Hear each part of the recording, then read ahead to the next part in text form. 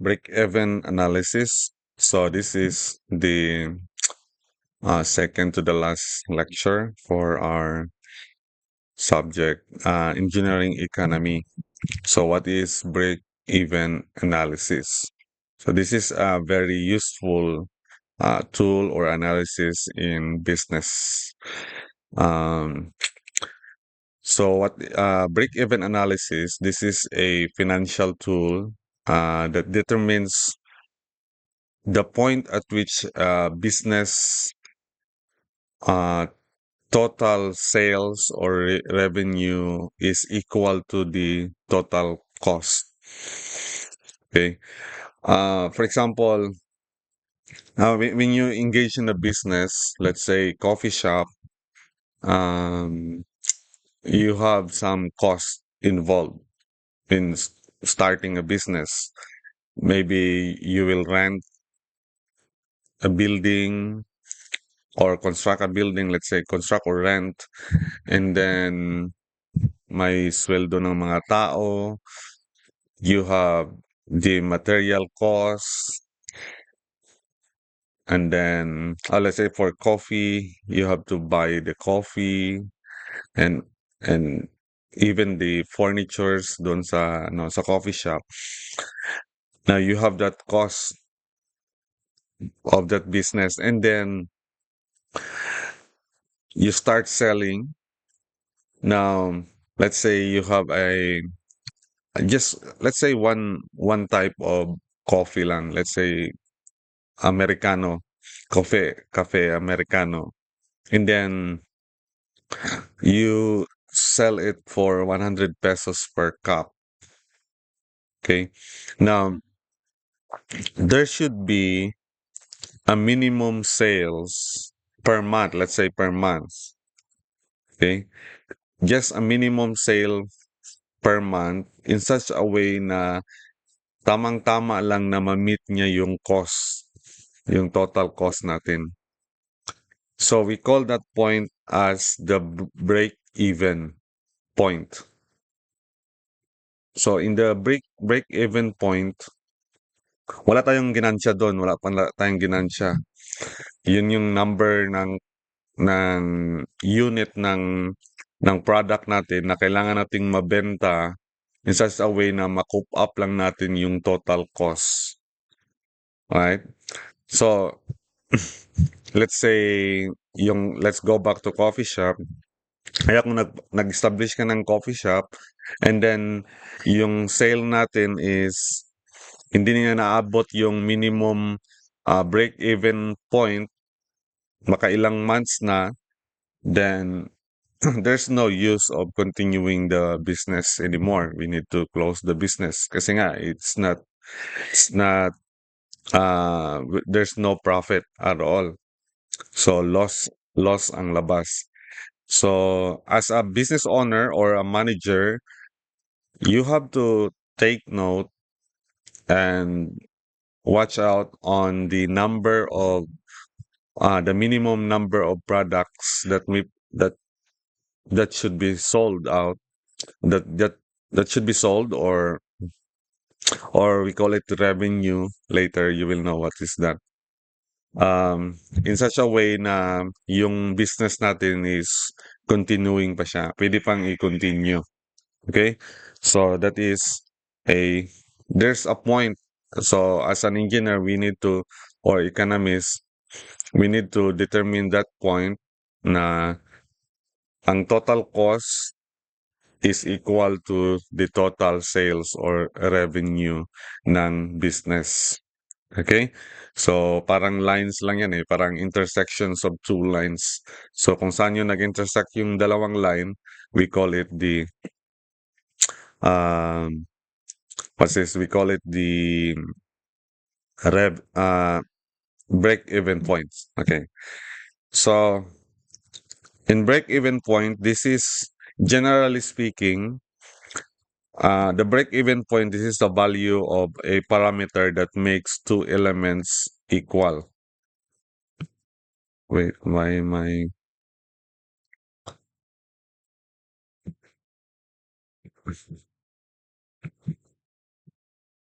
Okay. makes two elements equal. Okay? So, meron tayong cost, meron tayong um, revenue. So, ipagtagpo natin. Okay? So, we need to sell. If you come to think about it, we need to sell our products in order to cope up with this cost. Kasi if hindi tayo magbenta, and then yung cost natin, kaya nga yung mga sari-sari store, kasi sari-sari store din, kung patay sindi yung sari-sari store, bukas, close, o close open yung sari-sari store, mahirap. Kasi, and especially, kung ang sari-sari store mo is nag-rent ka lang, so let's say you're paying a rent of 5,000, and then, yung revenue mo or yung total sales mo hindi maabot sa 5,000. So, most probably, ma-close yung sari-sari store natin. Okay? So the parameter or variable, any variable, can be amount of pwede siyang revenue, cost, supply, demand, or others for for one project or between two alternatives.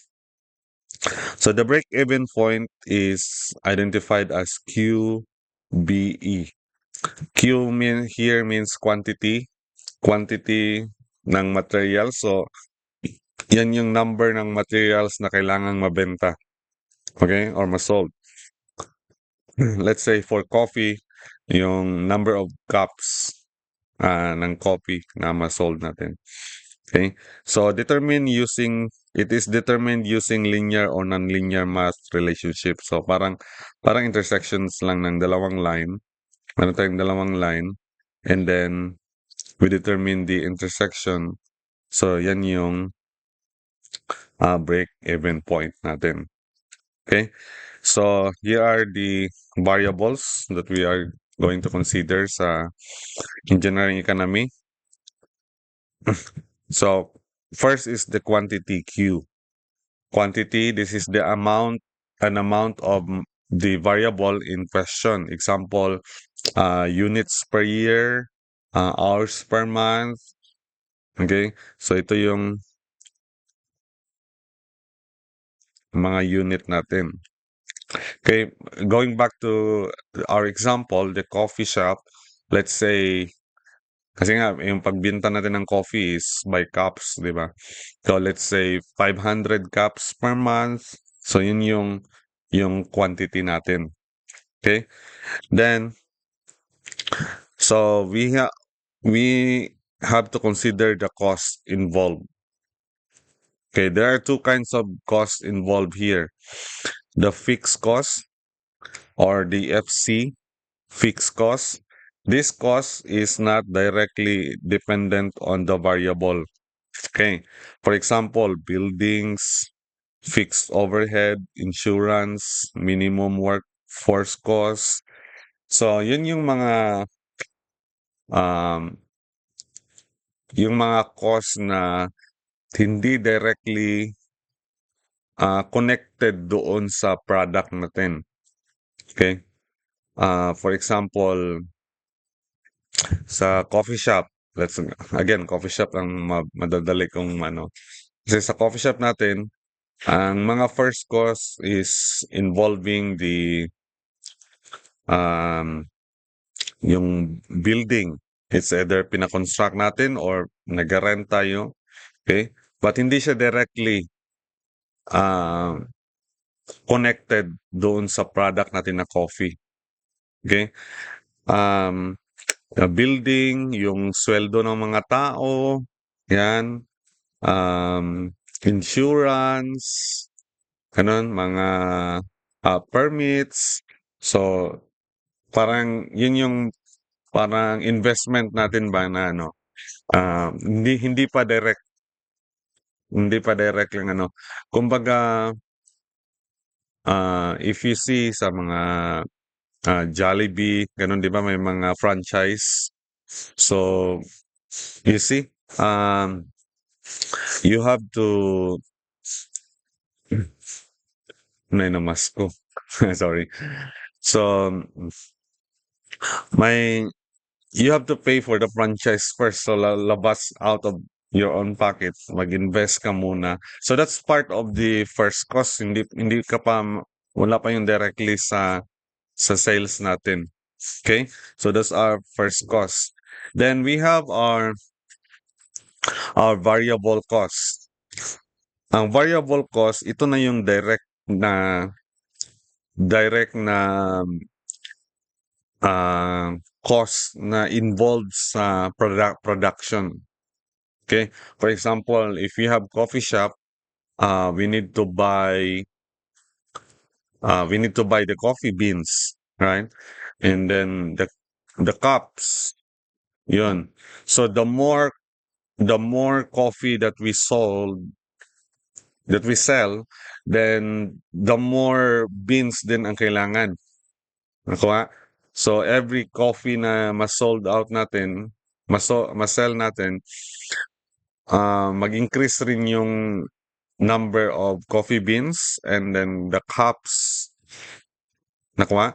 So those are variable costs. So those costs, it change with parameters. So yung first cost fix na yun. Let's say yung rent natin 5,000 per month, 10,000 per month, yun fix na yun siya. Let's say yung franchise natin 1 million. Let's say nag-franchise tayo sa Boss Coffee, ganun, may franchise fee na let's say 500,000. Okay? And then it involves yung mga equipments, yun mga first cost na yun siya. Ang variable is just yung that goes along with our sales. Yun yung variable. So hindi siya fixed. It changes. So these are costs that change with parameters. So such as production level, workforce size. So these are labor, material, and marketing costs. Okay. So labor, material, and marketing costs that are involved directly on our variable, for which the total cost is the sum of the fixed and variable costs. So in equation TC, total cost is equal to the first cost plus the variable cost.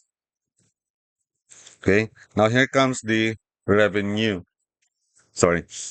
So revenue, this is my apology.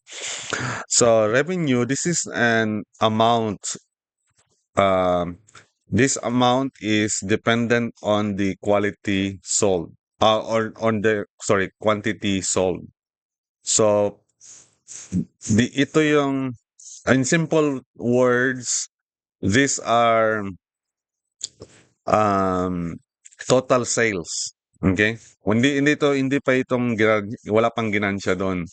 I mean, hindi pa natin na-consider ang ginansya, but total sales. Let's say, sa coffee shop natin, yung one cup of Americano na coffee or black coffee is 100 pesos.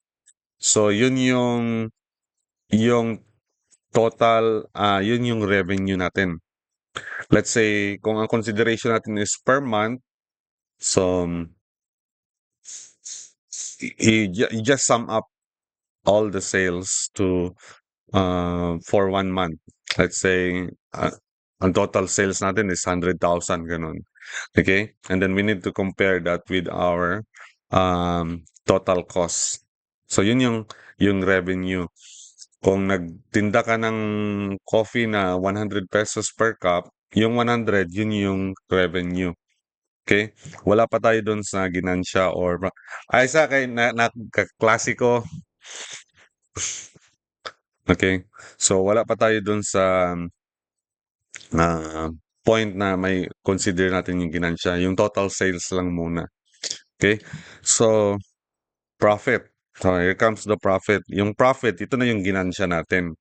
Let's say for the cup of coffee, mayroon tayong 100 pesos per cup.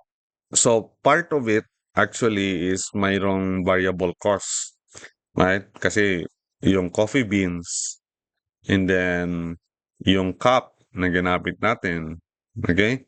Yung hot water, let's consider the hot water, okay? So, in other words, uh, part of that 100 na revenue, meron tayong variable cost na let's say, for our example, let's say ang variable cost doon is 50 pesos. Okay? Yung beans at saka cup. Okay? Then, so let's say 60 pesos para maanong difference. Let's say 60 pesos. So, yung profit natin ngayon is yung 40 pesos. Kasi nga, 100 yung pagbenta natin. And then, uh, yung variable cost is 60. So, the profit now is 40. So, that's what we call profit. This is the amount of revenue remaining after the cost. In other words, in the equation, profit is equal to revenue minus the total cost. Okay? So, or we know the total cost is FC plus VC. So, R minus FC plus uh, first cost plus variable cost. Okay? So, in equation, the break-even point is parang ganito. If you look at this one, look at this block. Let's start with the axis. So if we graph this axis, the y-axis is the amount. Dito sa example is dollar. Let's say Philippine peso or any amount. Yan yung axis amount. And then the unit per year. Ito yung quantity natin. Q, unit per year on the x-axis.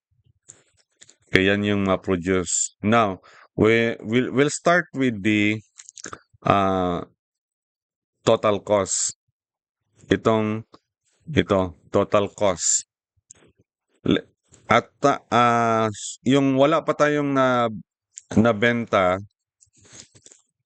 yung wala pa tayong na sold na variable, 'di ba nakagasto na tayo?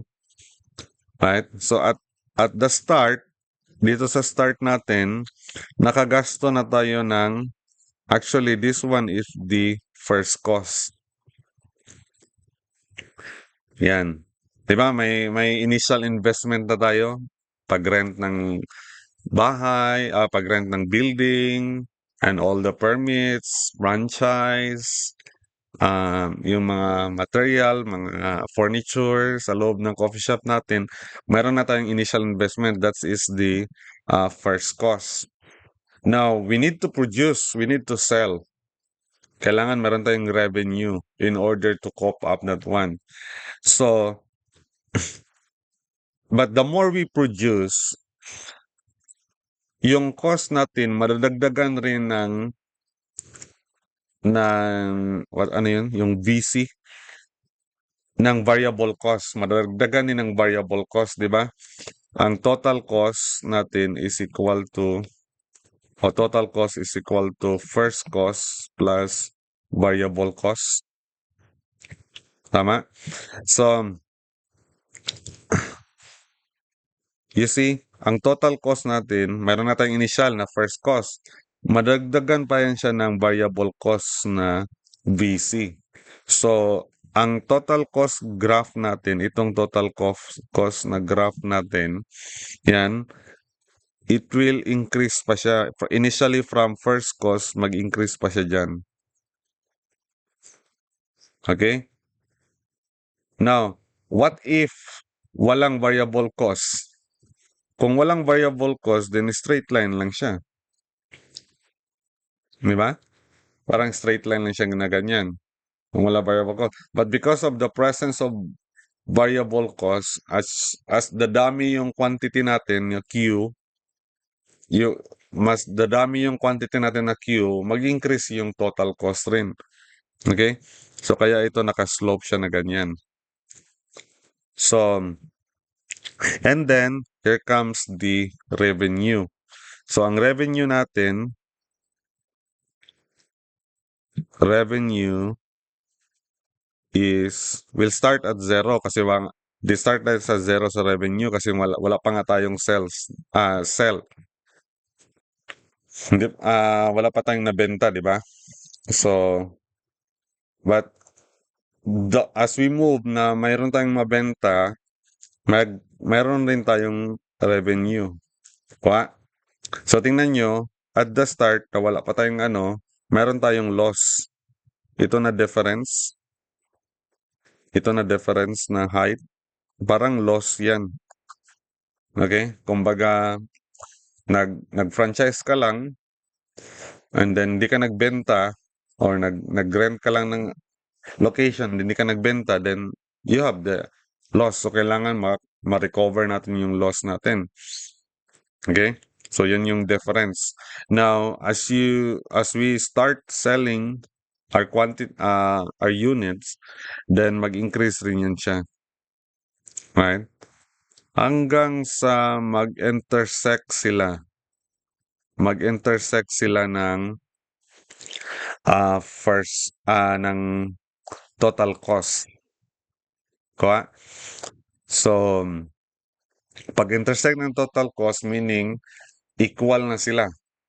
So, that means yan yung number of quantity. Kung i-project natin siya sa x-axis, ito yung Q. Right? So, ang QBE, that is the number of quantity na kailangan nating ma-solve. A moment.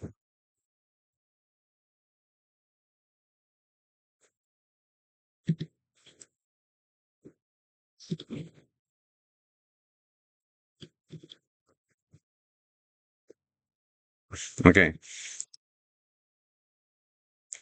So, yan yung number of quantity natin na kailangan nating ma-solve in such a way na ma-recover lang natin yung total cost na involved. Okay? So, TC is equal to FC plus B C. Okay? So, may imagine ninyo kung, for example, may mga industries, yung mga nag-fabricate ng mga products, let's say, yung mga canned, yung mga dilata.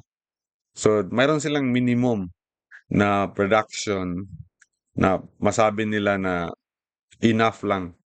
Okay? So, dapat yung production nila mag-increase pa doon para mayroon silang profit. Okay? So, yan yung revenue natin, intersection ng revenue at saka total cost. Neglect mo na yung mga sky blue na color dyan.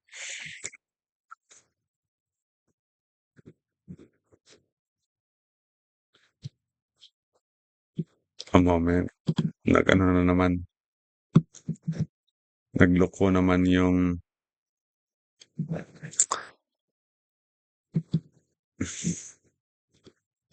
nagloko naman yung ano ko.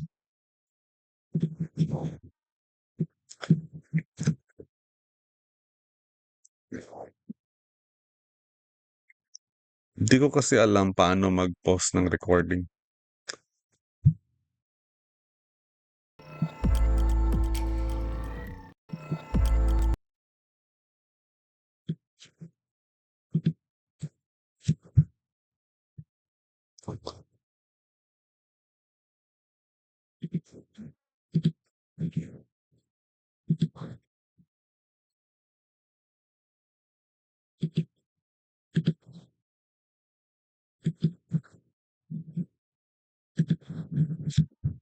Ayan, let's go back.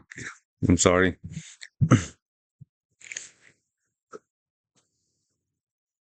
So,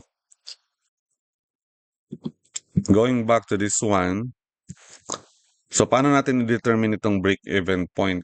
So, the first thing we do is we just equate the R, itong revenue, is equal to the total cost. Okay? Let's go back. Let's go back muna. Ito pala. ang revenue, ang variable cost, ang variable cost is, meron tayong variable dito na miss ko, yung small v. That is cost per unit. Okay? Cost per unit yung variable. Small v, meaning dyan, yung sa coffee example natin na 100, ang cost per unit ng variable cost is, let's say, 60 pesos per unit. Okay? Yun yung variable cost natin. And then, yung revenue rin natin is, ito yung R, a small r, kung per unit na. Okay? When you say total revenue, that is revenue per unit times the total quantity. Okay? So, we say that R is equal to R times Q. Tama? And then the VC is equal to VQ. Okay? The total variable cost, kung ano yung number ng units, i-multiply natin sa cost per unit. Okay? So, here, we equate first R is equal to, the revenue is equal to the total cost. So, ano yung R? Yung total revenue is equal to the revenue per unit multiplied by the quantity Q. Right? Equal to, TC is equal to FC plus, ano itong VC? Total variable cost is equal to the variable cost per unit times the quantity Q. Okay? So you see, ang FC lang ang hindi involved sa quantity kasi nga these are variables na unrelated to the no direct relation to the quantity. Okay? So if we going to solve for Q here, Q is equal to FC over R minus V. Okay? Where R is the revenue per unit and V is the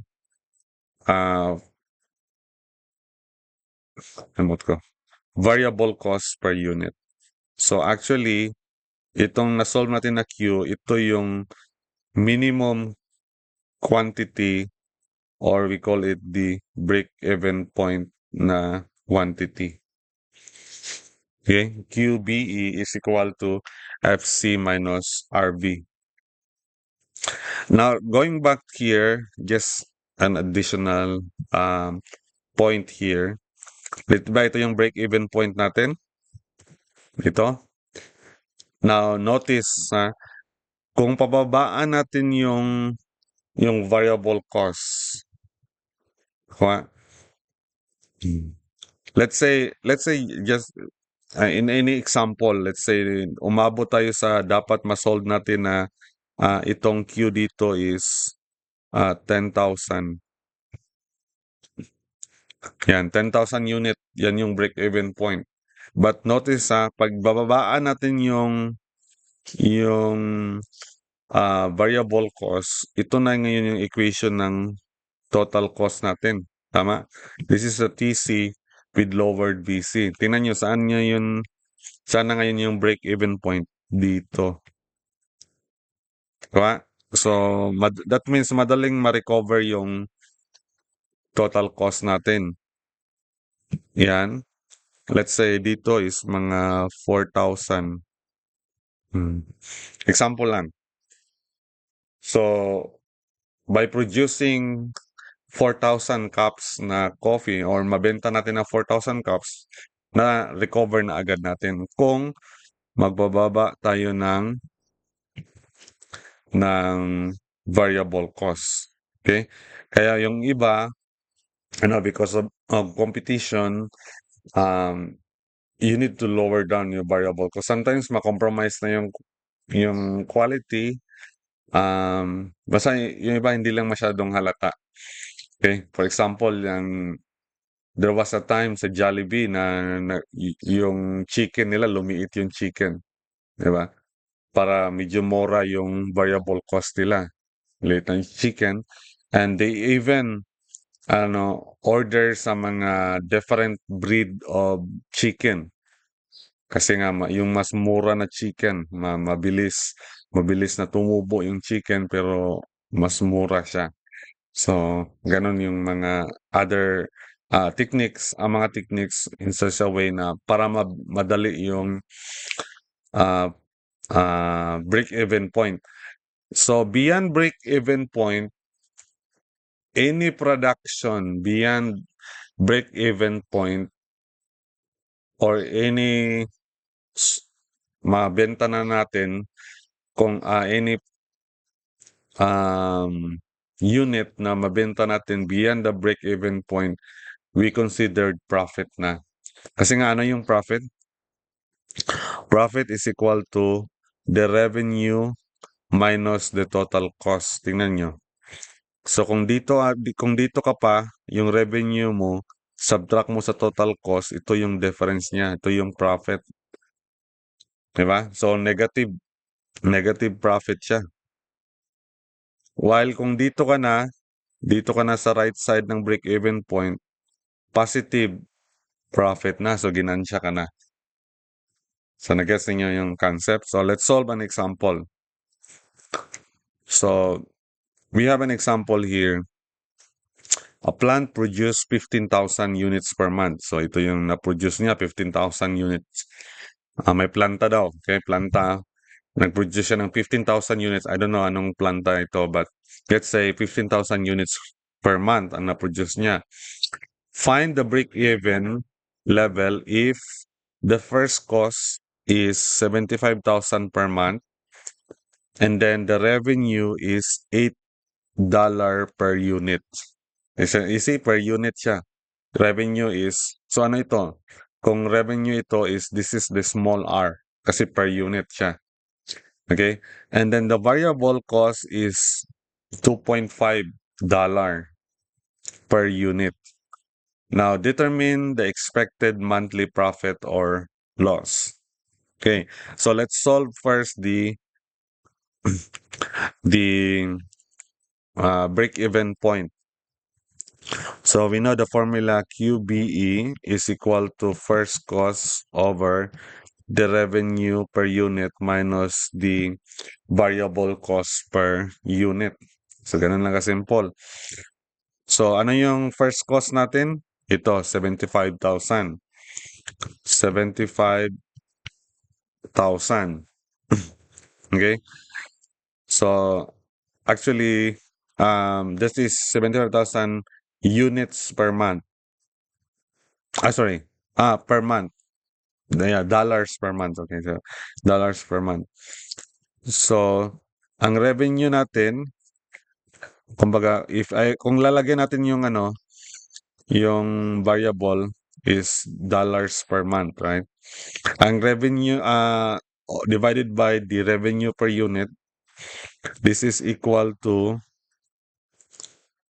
nilagay ko lang ang variable na, but in the exam, you may not write it. Para lang ma-appreciate, ano natin kung ano yung output na variable. So, ang revenue natin per unit is $8 minus 2.5. So, this is dollars per unit. Sorry. Yeah, unit. Okay? So, anong lalabas? This is 13,636 unit per month. Okay? So that means itong 13,636, ito yung minimum na kailangang ma-produce ng planta para ma-recover lang eksakto yung cost involved in this production. Okay? So 13,636 unit per month. Yun yung kailangang magawa nila. So any numbers na ano sila, any numbers na will go beyond that one, doon na sila mag-start na ginansya o meron ng profit. So, determine the expected monthly profit or loss. So, profit, ano yung profit? R, revenue, minus, sana yung equation natin? Ito. Revenue minus FC plus first cost plus variable cost. FC, sorry, it should be plus, yeah, variable cost. So this is equal to, ano yung R? RQ minus FC plus V, small v, sorry, small v Q. Yan. Or we can write this as R minus V times Q minus FC. So ano yung, ang profit natin is 8. Itong R is 8 minus variable cost 2.5. Ano yung Q natin? Ano yung na-produce ng plant? 15,000 units. Ano yung minimum? 13,000. So, ito na masasabi natin na kung ang production natin is beyond the break-even point, then we can have a profit. So, let's see here. This is, ang Q natin is 15,000 minus the first cost of 75,000. So, the answer here is equal to 7,500. Okay? Dollars. 7,500 is dollar per month. Okay? Kung ang production nila is 15,000, ito yung profit nila, $7,500 per month. What? So ano yung profit kung ang production nila is 13,636? Profit is 0 kasi nga break-even point siya. Wala pang profit.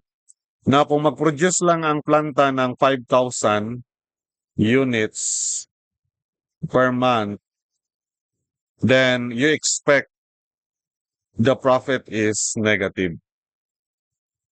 Gets? Okay, let's have another example. So an electrical engineer running a small solar, I'm not familiar with this one, but maybe some of you are electrical engineering maka-relate. A small solar photovoltaic or PV installation company in Metro Manila. So determine how many kilowatts peak. So ang unit pala nito is kilowatt peak of solar PV system you must install per month to cover all costs. Second is monthly profit after reaching the break-even point if you install a certain capacity. Okay. So, ito yung mga costs. Ito, isa-isa lang, pero actually meron ng total fixed cost. But for you to appreciate ano yung mga first cost, example, office, warehouse rent, okay?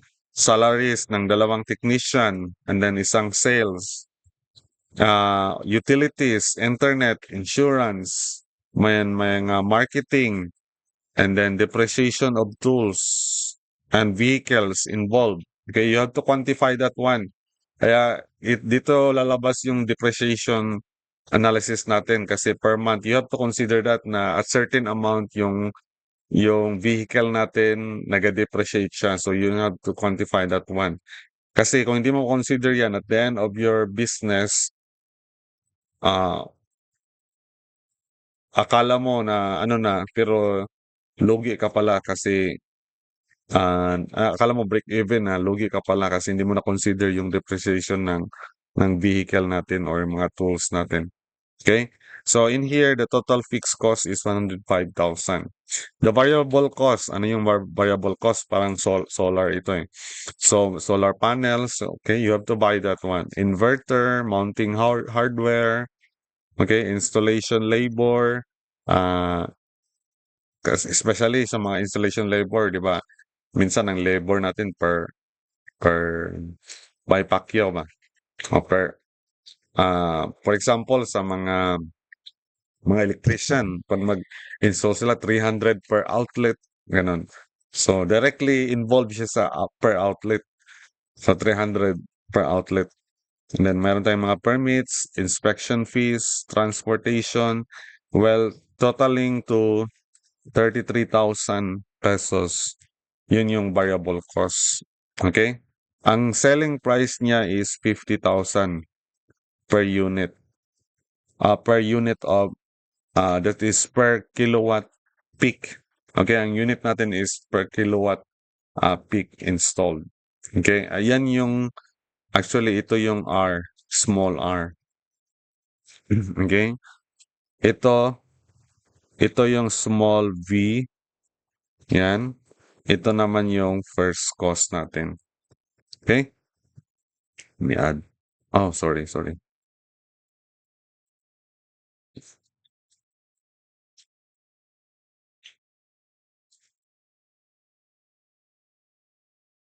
I should add,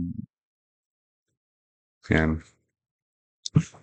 So, determine muna natin yung break-even point.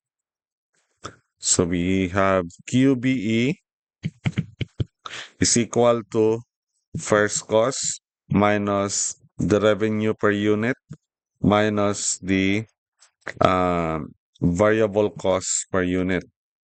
This is equal to, ano yung first cost natin? 105,000 over the revenue per unit is, revenue is 50,000 minus the variable cost per unit is 33,000. This is equal to 6.810 kilowatt peak per month. So, dapat maka-install siya ng 6.8 kilowatt peak per month para maabot niya yung um, what's this? Yung minimum na break-even point. Okay. Na nasulat ba dito? Profit if certain capacity lang. Okay. But actually in the example is, what is the profit if Q is equal to 10 kilowatt peak per month? Diba, yung minimum natin is 6.18. What if Q is 10 kilowatt peak? So ano yung formula ng profit? Profit is equal to revenue minus the total cost. Revenue natin is 50,000 times the Q. Q natin is 10 minus 105 first cost, 105,000 minus the variable cost of 33,000 times 10. Okay? So this will equal to 65,000. Ito na yung profit natin. Assuming makaproduce siya ng 10,000 kilowatt peak. Okay? So I hope you understand. This is very useful in decision making or in economic decision making. So you will become a manager someday and you have to decide, or manager ng coffee shop, I don't know. Um, but you will have a business, you will engage in a business. So ito yung number of production na kailangan maabot natin at saka mabenta.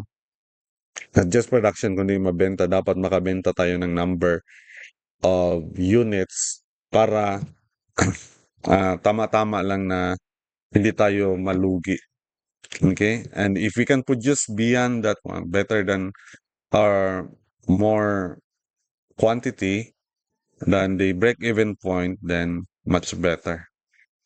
Alright? So, mayroon pa akong another lecture, the last topic na yun. So, in the next video. Thank you.